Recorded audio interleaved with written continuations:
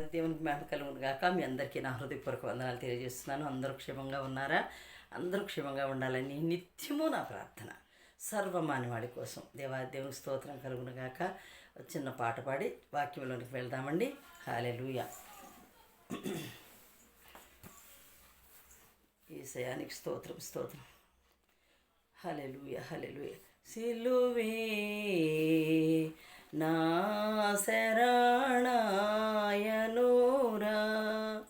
సిలువే నా శరణాయనురా,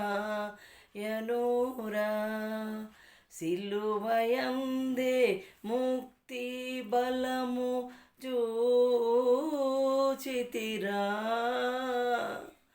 సిలువయందే ముక్తి బలము జూచితిరా,